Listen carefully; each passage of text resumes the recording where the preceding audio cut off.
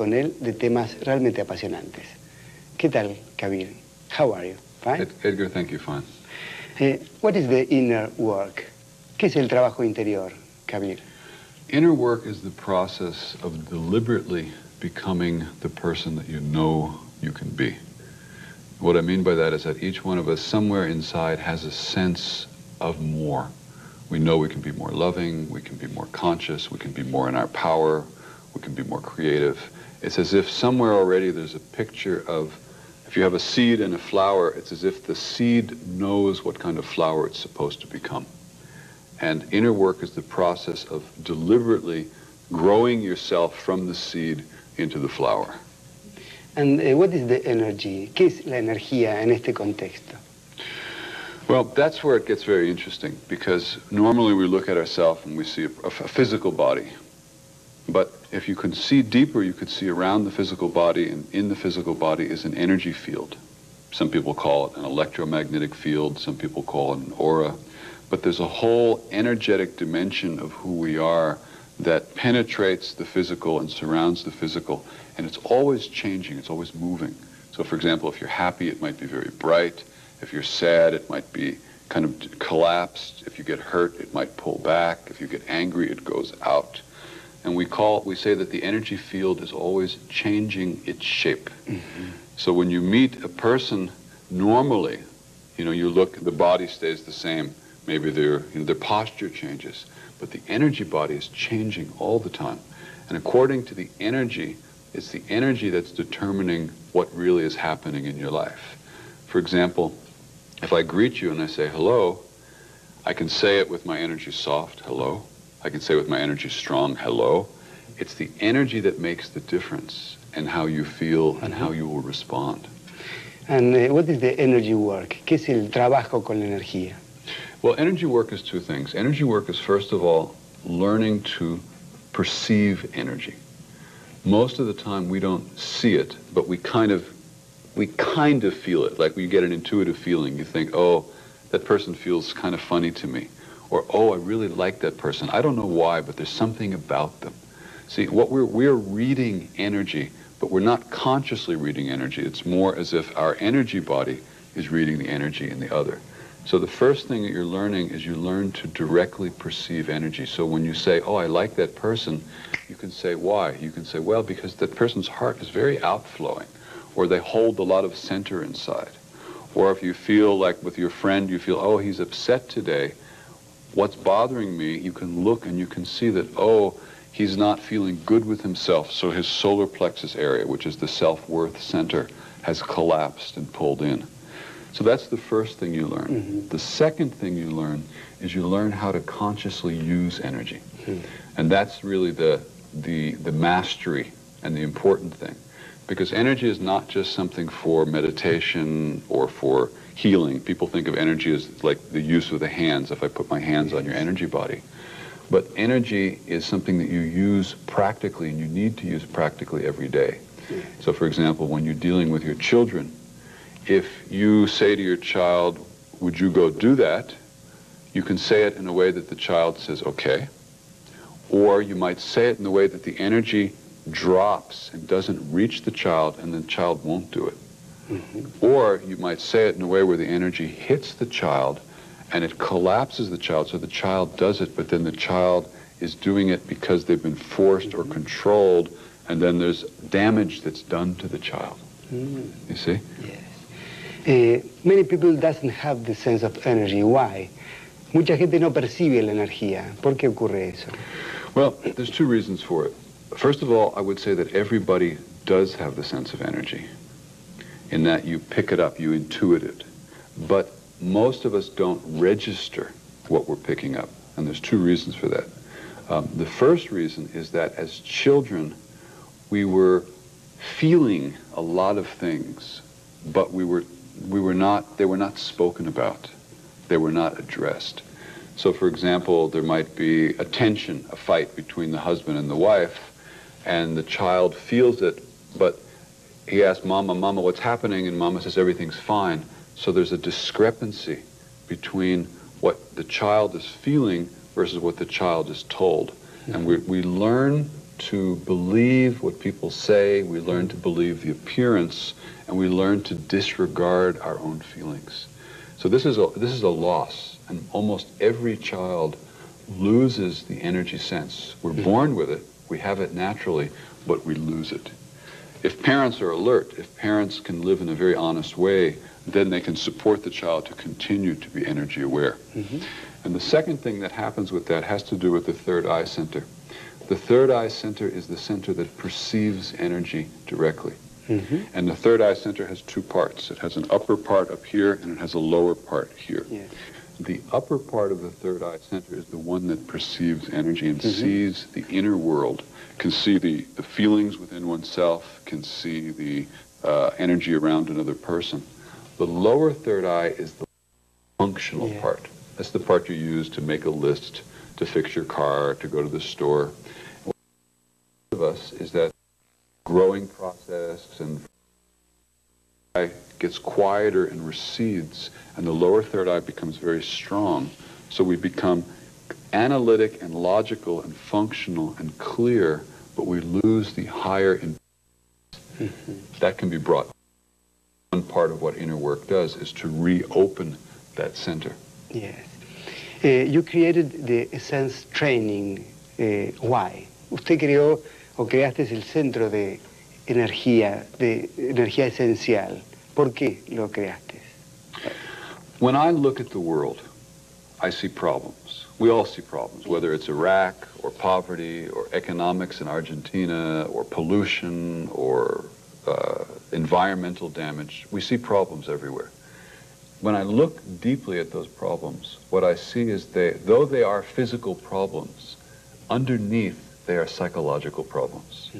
It's the way people think, it's the way people feel, and it's these thinkings and feelings that become the motives for their actions. So for me, if I wanted to change the world, I would change human consciousness. I would support people to become happier people, more loving people, more creative people, better communicating people. And I think if we can change people, then we can change the problems of the world much easier. So the Essence Training was created as a way to support people to become more healthy, happy, whole people, and therefore to make the world better. Gracias. Sí. Continuamos en unos minutos con Kabir Jaffe. Mucha gente no está feliz consigo misma. ¿A qué se debe esto? ¿Por qué? You know, there are two reasons that I see for that. The first is that people don't understand themselves. You know, imagine that you have a car and you give the keys to a 5-year-old and you say, drive down and get me some food at the supermarket with the car. You know, of course the child is not going to be able to do it or is going to have problems. Well, I see the human system, the brain, the energy, the soul, the body, is so sophisticated. It's much more than a car. It's like we need education on how to handle ourselves. But we're not taught this. In our schools, we're taught the basics of, you know, reading, writing, geography, but we're not really taught about ourselves. We're not taught how to handle our emotions. We're not taught how to handle our instincts. We're not taught how to deal with pain. We're not taught to communicate well. We're not taught to use our energy and what it means to be really effective. So for me, the essential education, which is who you are, how you work, and how to live yourself fully, is not being taught to us, and therefore we're all struggling. That's the first reason. Yes. The second reason has to do with that, unfortunately, I see that there's much harm that happens to us in the growing up process. The reason we named our work Essence Training is because it's my experience is that the essence of each person is very beautiful and very wonderful. But we lose touch with our essence already quite young as childhood. From childhood, different things happen. We get hurt, we go in our minds, we learn social adaptation patterns. There are many ways that each one of us loses our essence. And we say that we get covered over and we actually get wounded in many ways. That in the work that we do with the human energy system and the energy centers, the chakras, when we look at the chakras in most people, they're quite distorted. They're carrying a lot of density. They're carrying a lot of emotion from the past. They're carrying energetic things that have happened to them. So the human energy system is not clean and fluid and open. On the contrary, it's very dense and disturbed because of the wounding and because of not understanding how to live ourselves right. What are the indigo souls? ¿Qué son las almas indigo? Well, indigo souls for me are the next soul group that is coming in. That what we understand in inner work is that soul groups come in at a certain time due to certain astrological configurations and certain energy alignments of the cosmos. And you could say millions, even billions of souls kind of come in on that ray.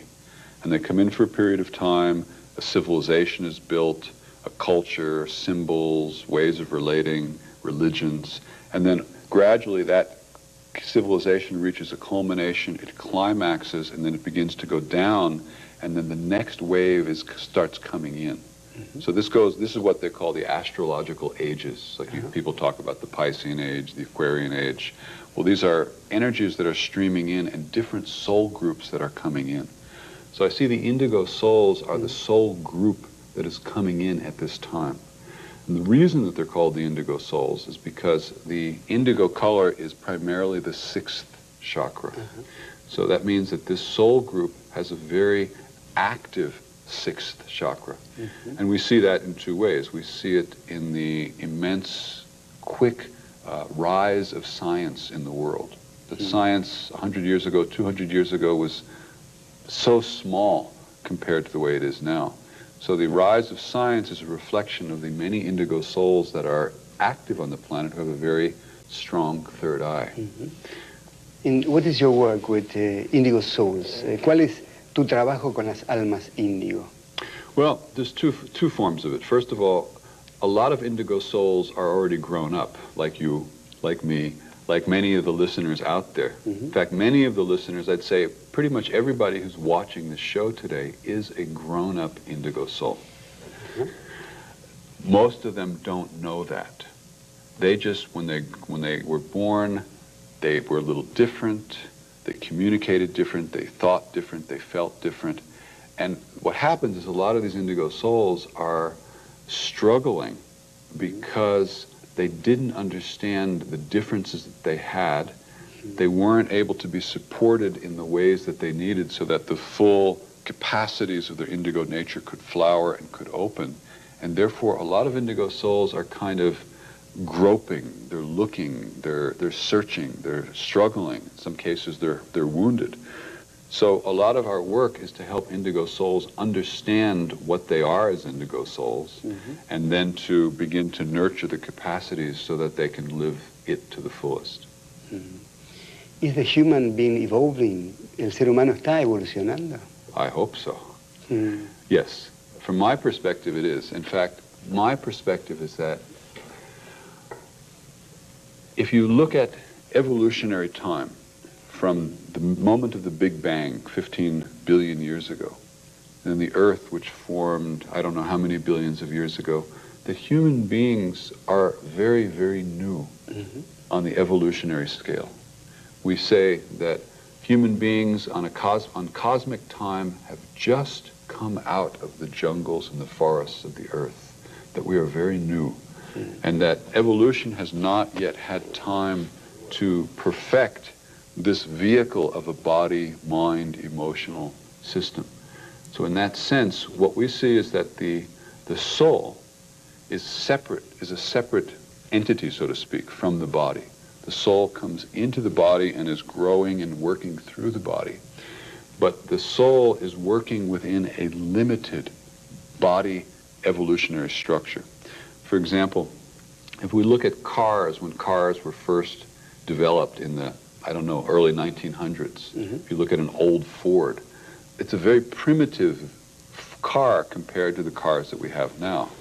And probably if we looked 100 years from now at the cars we have today, we'll say, oh, how primitive our cars are. So my sense is that we are not in any way a finished product from evolution. On the contrary, I think we're a very young product in evolution, and that a lot of the problems that we suffer with are due to the incomplete evolutionary developmental process that is now working in us as thoughts, as emotions, as drives that are not appropriate for the world of today, because the world of today has emerged so quickly. And second of all, not only are they not appropriate, but that the soul cannot bring itself through this vehicle very effectively. And we know that all the time. Like we see it, for example, in you're loving your partner or your friend and things are very beautiful, and then something happens and you get hurt and you pull back, or you get angry and you want to hurt them back. What happens is something else took over in you in that moment, not your higher consciousness. And what we see in inner work is that almost everybody is in a wrestling match internally between the higher consciousness of the soul and the instinctual drives and feelings of the instincts. Gracias, Kabir. Continuamos en unos minutos con Kabir Jaffe. Human being is built of 7 levels of consciousness that are determined by the chakras. What that means is that the base chakra, which is the lowest chakra, is connected to the very earliest instincts and drives in us. We call it the reptile brain, from our earliest period on the earth. The second chakra is connected to the mammal brain, the emotions of the mammal kingdom, the bonding, the family, the caring. The third chakra is connected to the power drives. As animals and human beings started to relate and formed groups, there was dynamics of power and leadership. Each chakra contains a level of consciousness. The heart is a higher level that opens us much more to each other, to the deeper being. The throat is more the creative aspect. The third eye is opening to the higher mind and the higher intelligence. And the crown is opening to the soul and to the spirituality. The inner work is the process of opening the chakras, all the chakras, and bringing them into a balanced alignment with each other so that they work as a unity, as a grouping. If one chakra is open but another is not, then there's imbalance, and that imbalance leads to different kinds of difficulties or problems. So when we talk about work with energy and consciousness, what we're doing is we are working to first begin to open the chakras, open the centers, and second of all, we're beginning to open the consciousness of those centers and to see what does it mean to mature that consciousness and bring the lower consciousness under the guidance of the higher consciousness. And we call that process in, up, down, out. And what that means is that the human energy field and the chakras are built in layers. So normally our consciousness is in the lower chakras to a great extent and is on the outer layers of the field. As you start going inwards through meditation, through all kinds of methods of inner work, energy, many things, what you're doing is you're penetrating through layers of the field and you're coming deeper and deeper towards what we call the core. And the core is a vertical channel of energy that runs from the base of the spine, parallels the spine, runs through the top of the head, and actually goes above the head. And when you are, for example, when you're in your center, we say, I feel centered today, you're connected to your core. Or when you say, I had a very deep experience, you're using the word deep because literally the experience is deeper in your energy field, deeper towards your core. So inner work is about helping us clear the outer layers, which are often kind of cloudy with things or are just focused outwards, bringing the energy inwards, and then moving it upwards through the different centers, up through the core, awakening the consciousness that lives here at the crown chakra and above the crown.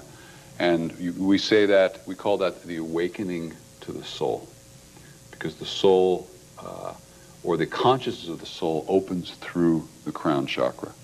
And these are the moments that people have of these very uplifted spiritual moments, these transcendent moments, are moments when the crown chakra has opened, and then oftentimes it will close again.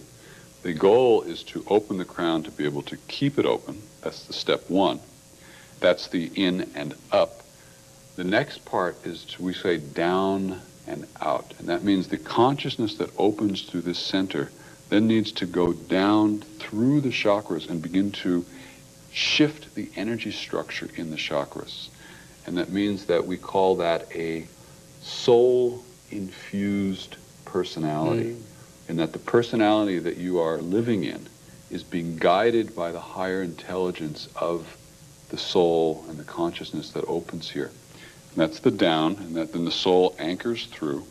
And then the last step is the out, in which the energy of the soul is expressing through different chakras as dynamic, expressive, creative energy in the world.